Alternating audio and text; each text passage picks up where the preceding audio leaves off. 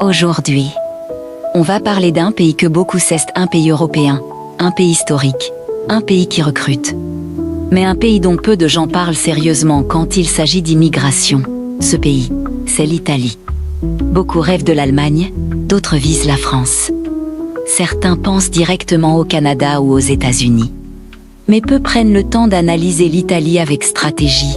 Et pourtant, pour un jeune motivé sans diplôme, l'Italie peut être l'un des pays les plus accessibles d'Europe. Pourquoi? Parce que l'Italie manque de main-d'œuvre, parce que sa population vieillit, parce que certains secteurs dépendent fortement des travailleurs étrangers, et surtout, parce que le système italien permet encore des voies légales accès. Attention, cette vidéo ne va pas vendre du rêve. On va parler de faits réels. On va parler de possibilités concrètes. On va parler de ce que tu peux faire même si tu n'as pas beaucoup d'argent. Si tu es jeune motivé, prêt à travailler, alors écoute attentivement. Parce que cette information peut changer ta stratégie pour 2026. Maintenant parlons des faits réels. L'Italie fait face à un problème très sérieux, sa population diminue. Chaque année, il y a plus de personnes âgées que de naissances. Cela signifie une chose simple, il y a moins de jeunes pour travailler. Moins de jeunes pour payer les impôts. Moins de jeunes pour faire fonctionner l'économie. Résultat, le gouvernement italien doit faire appel aux travailleurs étrangers. Pas par générosité, mais par nécessité économique. Dans plusieurs régions italiennes, notamment dans le nord du pays, les entreprises cherchent des employés, agriculture, bâtiments, industrie, hôtellerie. Aide aux personnes âgées, transport, logistique. Ces secteurs manquent de main-d'œuvre locale. C'est pour cela que l'Italie met en place un système officiel appelé le Decreto Flussi. Le Decreto Flussi est un programme gouvernemental qui fixe chaque année un nombre de travailleurs étrangers autorisés à entrer légalement pour travailler. Cela signifie que l'Italie ouvre officiellement des quotas, des dizaines de milliers de places. Travailleurs saisonniers, travailleurs non saisonniers, ouvriers agricoles, employés dans le tourisme, construction, services domestiques. C'est une porte légale. Mais beaucoup ne comprennent pas comment ça fonctionne. Pour bénéficier du Decreto Flussi, il faut généralement un employeur italien prêt à faire une demande pour toi. C'est l'employeur qui lance la procédure, pas le travailleur directement. Cela signifie que ton objectif principal doit être trouver un employeur sérieux. Et là, la stratégie commence. Beaucoup font l'erreur de chercher seulement un visa. Mais le vrai secret est de chercher un contrat. Un contrat possibilité de visa. Sans contrat, c'est très difficile. Avec contrat, c'est possible. Et c'est là que l'Italie est différente de pays comme le Canada ou les États-Unis. Au Canada, les procédures sont longues, coûteuses, basées sur des points et des diplômes. Aux États-Unis, les visas de travail sont très limités. En Allemagne, la langue allemande est presque obligatoire. En France, les démarches peuvent être complexes. Mais en Italie, dans certains secteurs manuels, le diplôme n'est pas toujours exigé, ce qui exigeait la disponibilité, la capacité à travailler, et parfois, un minimum d'italien. Maintenant parlons concrètement, si tu es jeune, sans diplôme universitaire, mais motivé. Quels sont les secteurs en Italie réellement accessibles? Le premier secteur, c'est l'agriculture. L'Italie est l'un des plus grands producteurs agricoles des fruits, légumes. Chaque année, des milliers de travailleurs saisonniers sont nécessaires pour les récoltes, dans le sud du pays. Mais aussi dans le nord, ces emplois sont souvent physiques. Demandent de l'endurance, mais ne demandent pas forcément un diplôme. Le salaire peut varier. Pour un travail saisonnier, le paiement peut être journalier. En moyenne, un travailleur agricole peut gagner entre 50 et 80 € par jour selon la région et le contrat.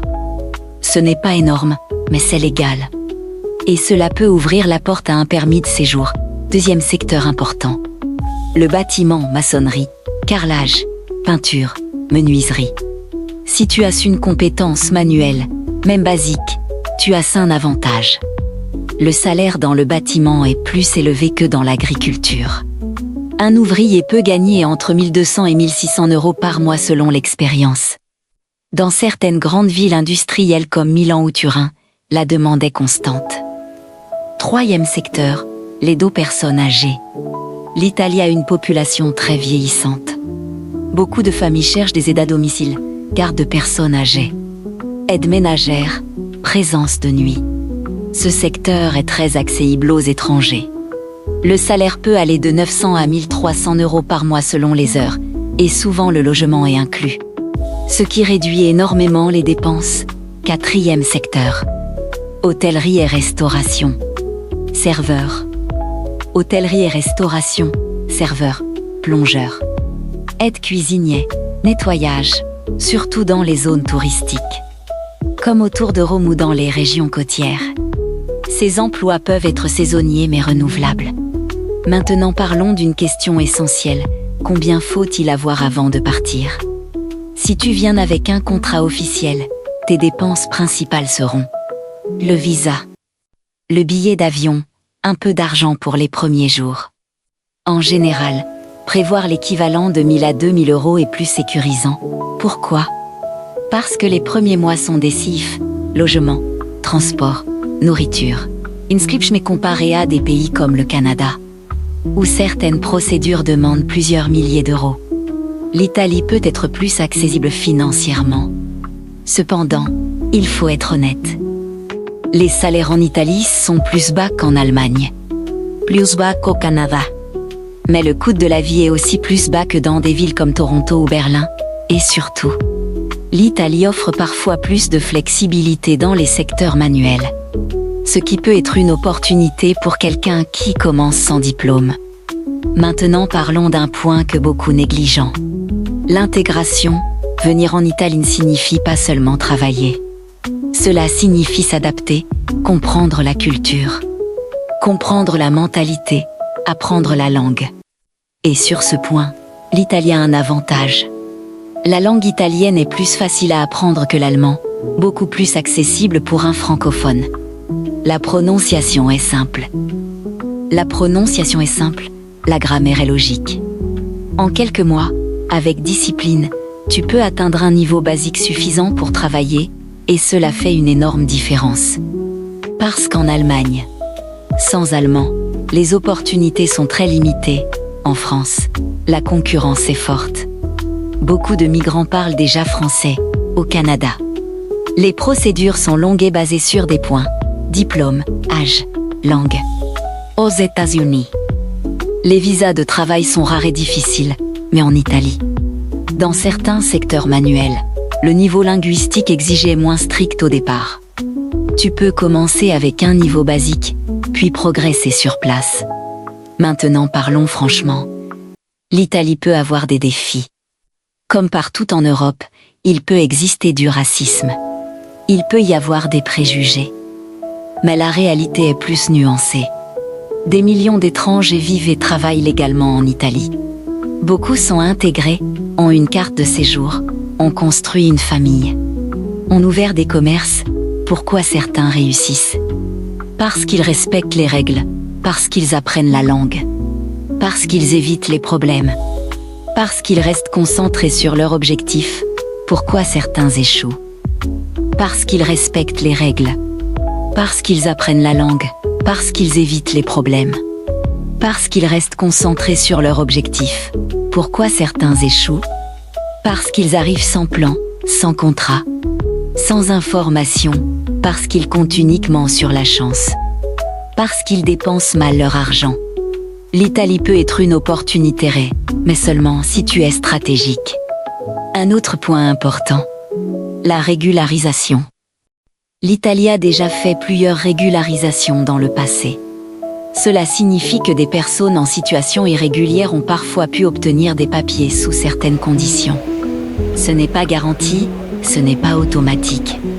Mais cela montre que le système italien peut évoluer selon les besoins économiques. Comparons maintenant rapidement. Italie. Salaire moyen plus bas, mais coût de vie plus bas. Procédure parfois plus accessible pour travail manuel. Allemagne. Salaire plus élevé, langue plus difficile. Procédure plus stricte, France. Langue plus facile pour francophones, mais concurrence forte. Marché du travail plus saturé dans certains secteurs, Canada, très structuré, basé sur points. Coût élevé au départ, États-Unis, opportunité énorme. Mais visa très limité. Donc pour un jeune sans diplôme, avec peu de moyens. L'Italie peut être une porte d'entrée plus réaliste en Europe. Pas la plus riche, pas la plus rapide, mais parfois la plus accessible. Maintenant parlons d'argent. Parce que beaucoup rêvent d'Europe, mais ne calculent pas, et celui qui ne calcule pas souffre. Commençons par le logement. En Italie, le prix du logement dépend fortement de la ville.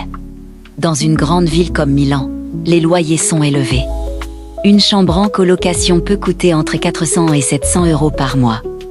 Un petit studio peut dépasser 800 euros. À Rome, c'est similaire. Mais dans des villes peu plus petites du sud ou dans certaines zones industrielles du nord, les prix peuvent descendre entre 250 et 450 euros pour une chambre. Et beaucoup de travailleurs commencent par la colocation, c'est stratégique. Partager un appartement les 6 premiers mois permet d'économiser. Ensuite la nourriture. L'Italie est un pays où l'alimentation est relativement abordable, si tu cuisines toi-même. Tu peux vivre avec 150 à 250 euros par mois pour la nourriture, transport. Les abonnements mensuels dans les villes moyennes peuvent coûter entre 30 et 100 euros. Maintenant faisons un calcul simple. Si tu gagnes 1300 euros par mois dans le bâtiment ou l'industrie, et que tu dépenses 400 logements, 200 nourriture, 150 autres dépenses, il te reste environ 500 euros. Cela signifie que tu peux économiser, pas des milliers immédiatement, mais progressivement, et c'est là que la mentalité change tout. Les 12 premiers mois en Italie sont décisifs. Première étape, stabiliser ton travail. Deuxième étape, apprendre la langue sérieusement. Troisième étape, construire un petit réseau. Quatrième étape, économiser un fonds de sécurité. Si tu tiens 12 mois avec discipline, ta situation devient plus stable. Tu comprends le système. Tu connais les opportunités, tu peux chercher un meilleur contrat. Peut-être passer d'un travail saisonnier à un travail annuel. Peut-être améliorer ton salaire. Peut-être envisager une formation professionnelle. Beaucoup réussissent après 2 ou 3 ans, pas après 2 mois. C'est un marathon, pas un sprint. Et comparé à des pays comme le Canada ou les États-Unis, l'Italie demande moins d'investissement initial. Moins de paperasse complexe au départ dans certains cas. Moins de pression financière immédiate. Elle demande patience. Moins de pression financière immédiate. Elle demande patience, travail physique, humilité.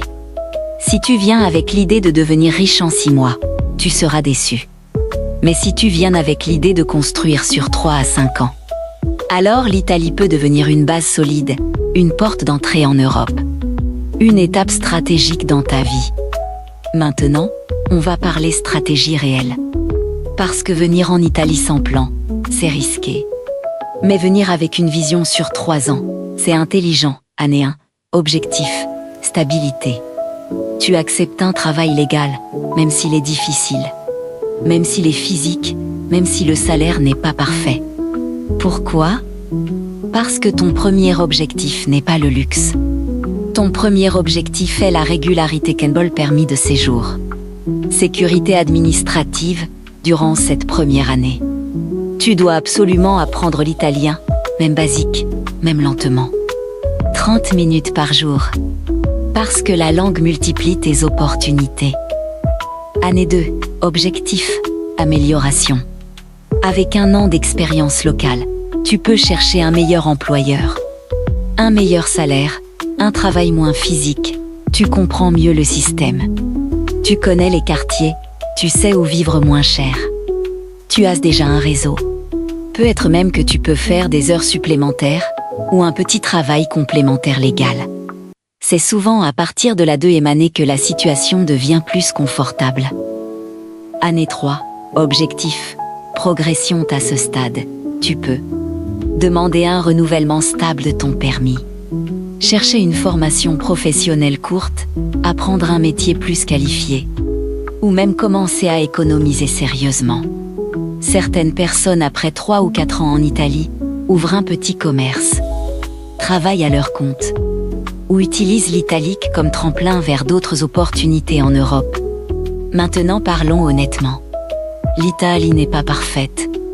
Les salaires ne sont pas les plus élevés d'Europe. La bureaucratie peut parfois être lente, mais pour quelqu'un sans diplôme, avec peu de moyens, l'Italie reste souvent plus accessible. L'Allemagne où la langue est une barrière forte. Le Canada où les coûts initiaux sont élevés. Les États-Unis où les visas sont limités. La France où la concurrence est intense. L'Italie reste souvent plus accessible que l'Allemagne où la langue est une barrière forte. Le Canada où les coûts initiaux sont élevés. Les États-Unis où les visas sont limités. La France où la concurrence est intense. En Italie, beaucoup de travailleurs étrangers ont commencé sans rien. Et ont construit progressivement.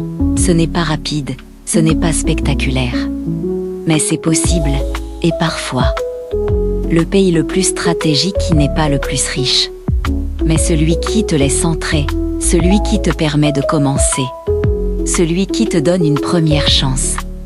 Et pour beaucoup de jeunes sans diplôme, l'Italie peut être cette première chance.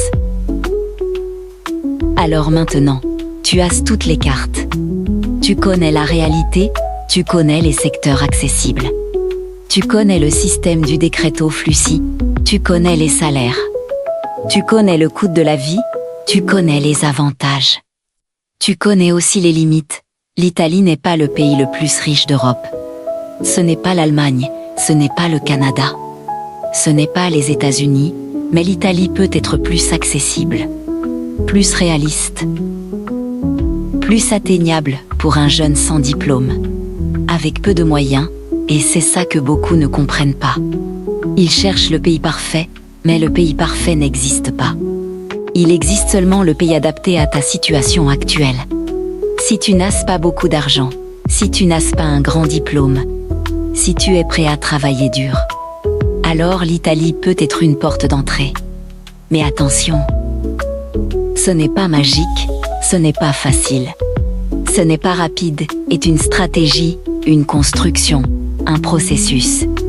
Ceux qui réussissent en Italie sont pas forcément les plus intelligents, ce sont les plus disciplinés. Ce sont ceux qui acceptent de commencer petit, ce sont ceux qui respectent les lois.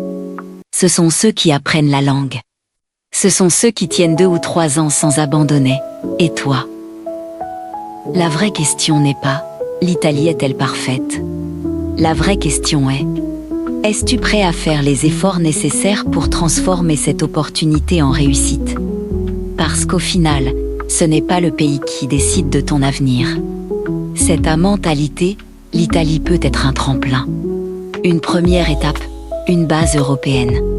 Mais seulement si tu viens avec un plan, alors si cette vidéo t'a aidé. Si elle t'a donné une vision plus claire. Écris en commentaire, Italie 2026 je me prépare, abonne-toi.